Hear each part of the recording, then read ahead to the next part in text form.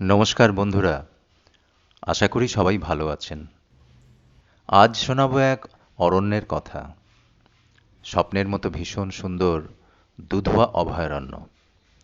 লখনৌ থেকে 230 কিলোমিটার দূরে, ইউপির ভারত নেপাল সীমান্তে। তরাই অঞ্চল, চারিদিকে বিরাট শালবন, মানুষ প্রমাণ উঁচু ঘাস আর জলাভূমি। বন্যপ্রাণীর চারণভূমি। 1977-এ প্রায় 1300 স্কোয়ার কিলোমিটার এরিয়া নিয়ে এখানে তৈরি হয় অভয়ারণ্য, বন্যপ্রাণীদের বাঁচাতে। কি নেই এখানে? সিংহ ছাড়া সব। বাঘ, হাতি, গন্ডার, হরিণ, চিতা, ভাল্লুক, জলে কুমির আর অজস্র পাখি। ভরা সংসার। এখানে এলে অনেক প্রাণী দেখতে পাবেন। এখানে আসতে হলে ট্রেন, গাড়ি, ফ্লাইট যাতে হোক লখনৌ চলে আসুন। তারপর গাড়ি বা লোকাল ট্রেনে চলুন দুধওয়া। আমরা সাওয়ারি অ্যাপ থেকে গাড়ি বুক করে গিয়েছিলাম। লখনৌ থেকে সকাল 9টায় স্টার্ট করে দুপুর 2টোয় পৌঁছেছিলাম দুধওয়া বন বাংলো। লখনৌয়ের জনবহুল বাড়ি, ঘর, রাস্তা পেরিয়ে একসময় এসে উঠবেন লখনৌ সীতাপুর হাইওয়ে, পরিষ্কার ফাঁকা রাস্তা।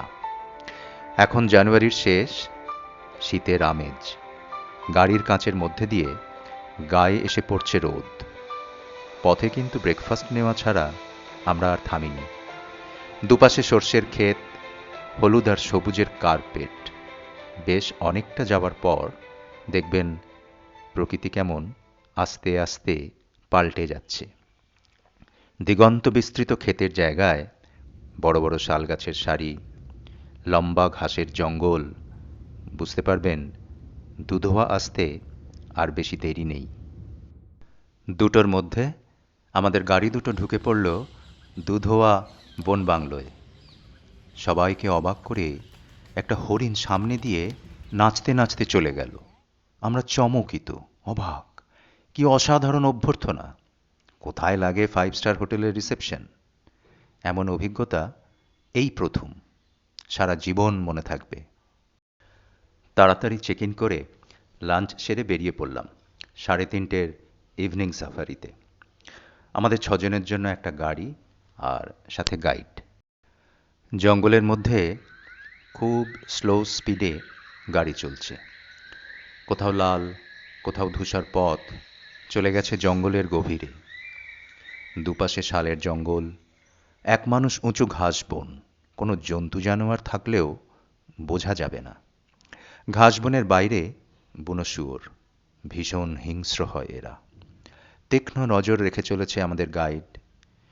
দেখালো চিতল হরিণের দল।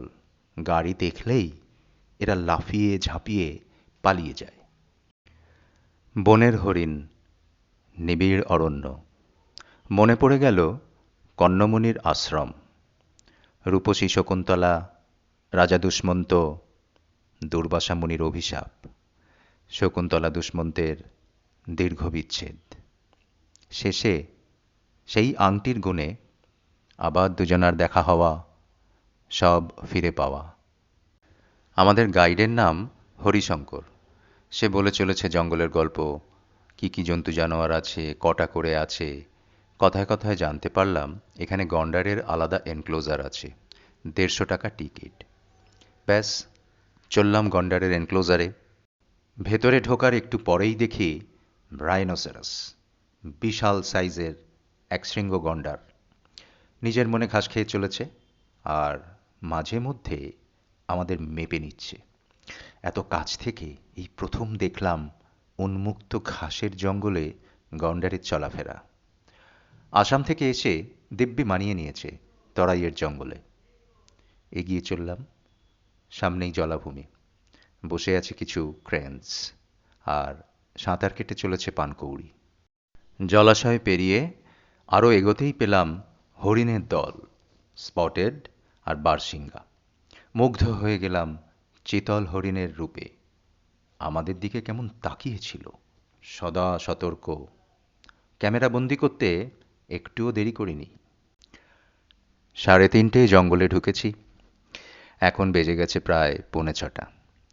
গাছের ছায়া দীর্ঘ থেকে দীর্ঘতর হচ্ছে। শীতের বেলা নতুন শাড়ি পরতে শেখা কিশোরীর মতো কখন যে আঁচল খসে পড়ে যাবে সে নিজেও জানে না। শেষ বিকেলের নরম আলোয় নানা পাখির ডাক। জলাশয়গুলোর কাছে গাড়ি দাঁড় করিয়ে বার্ডিংয়ের চেষ্টা। ঈগল, হেরন, পানকৌড়ি, টিয়া, নাম না জানা আরও কত। আলো কমে আসছে। চলার পথে গাছের মাথায় কিছু লেমুরের দেখা মিলল। তাদেরকে টাটা করে এগোতেই দেখি আবার জলের ধারে বুনো শুয়োর আর সারস। তার খানিক পর বেরিয়ে এলাম জঙ্গল থেকে। রাত কাটল বাংলোর কটেজে জঙ্গলের গল্পে। পরদিন ভোর 5:30টায় উঠে সামান্য একটু বাইরে দরজা দিয়ে মুখটা বাড়িয়েছি। কি সুন্দর! তবে যেই বাইরে বেরোলাম মনে হলো পুরো জমে যাব, এত ঠান্ডা। উফ! তাড়াতাড়ি ভেতরে ঢুকে চা খেয়ে তৈরি হয়ে বাইরে এলাম। গাড়ি ওয়েট করছে আমাদের জন্য। 6:30টার মধ্যে ঢুকতে হবে জঙ্গলে, মর্নিং সাফারি।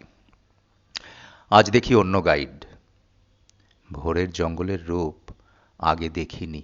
স্বপ্নের মতন, কুয়াশা মাখা, কত রকম রঙের খেলা, যেন বিভিন্ন শিল্পীর আঁকা ছবি।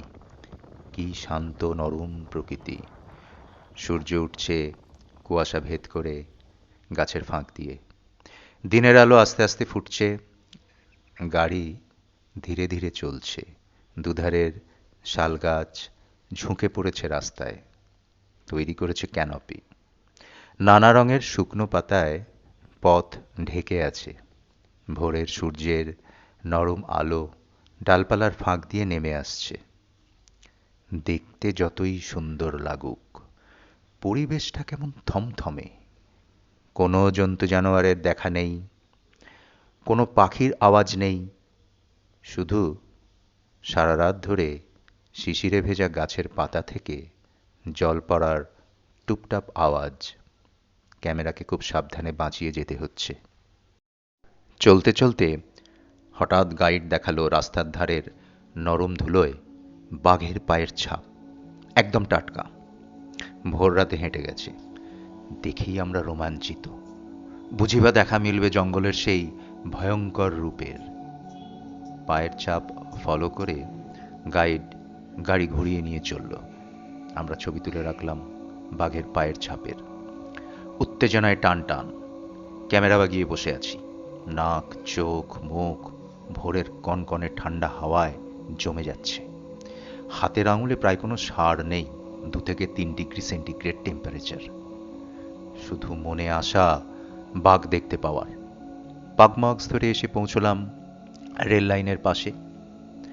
জঙ্গল চিরে ন্যারো গজের লাইন চলে গেছে, ব্রিটিশ আমলের। সারাদিনে 2টি ট্রেন। হঠাৎ শুনলাম হরিণের ভয়ার্ত ডাক।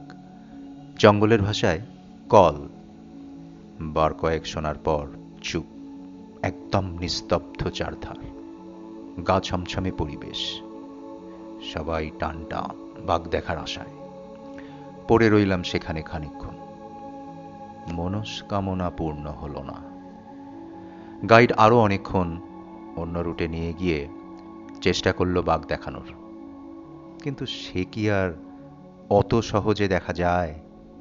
বঞ্চিত রয়ে গেলাম জঙ্গলের ওই ভয়ঙ্কর সুন্দর রূপের থেকে। দেখি যদি পরের বার সাপ্লি দিয়ে পাশ করতে পারি। বাঘের জন্য ঘন্টা 2 কোথা দিয়ে চলে গেছে কিছু বুঝিনি। গাইডের কথায় সম্বিত ফিরল। চললাম 10-15 মিনিটের টি ব্রেকে জঙ্গলের মাঝে একটা ছোট্ট ক্যাম্পে। এখান থেকে আবার এলিফ্যান্ট সাফারি হয়। গরম চা স্ন্যাক্স খেয়ে জিপে উঠে পড়লাম। ঘড়িতে 8:30। হাতে আছে আর জাস্ট 1 ঘন্টা। দিনের আলো বাড়ার সাথে সাথে পাখির ডাক এবার বেশ শোনা যাচ্ছে। গাইড বাঘ ছেড়ে পাখি নিয়ে পড়ল। শুরু করলো পাখি চেনাতে। আমাদের পাখি চেনা, ছবি তোলা চলতে লাগলো একসাথে। জঙ্গল ছেড়ে বেরিয়ে আসার সময় মনে পড়ছিল অনেক বছর আগে রাজস্থানের জয়পুরের কাছে ঝালর লেপার্ড সাফারি। সেদিনও লেপার্ড দেখিনি, কিন্তু মন খারাপ হয়নি। আজ এত আশা করে বাঘ দেখতে না পেয়ে মন খারাপ।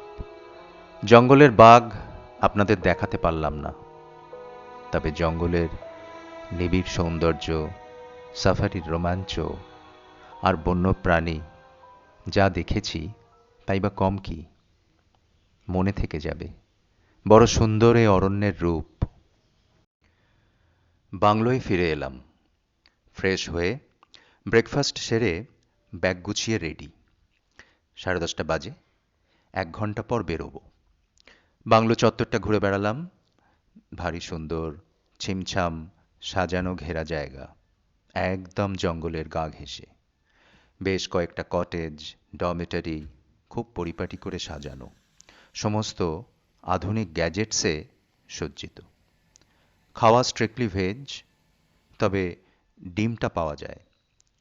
বাংলোর চত্বরে হরিণের আনাগোনা লেগেই থাকে। ট্যারিফ আর বুকিং প্রসিডিওর এখানে দেওয়া রইল। আমাদের গাড়ি প্রস্তুত। ঘড়িতে 11:30। চললাম লখনৌ। ফিরে আসব লখনৌয়ের ইতিহাস নিয়ে। জানাবেন কেমন লাগলো এই দুধোয়া অভয়ারণ্য। ধন্যবাদ।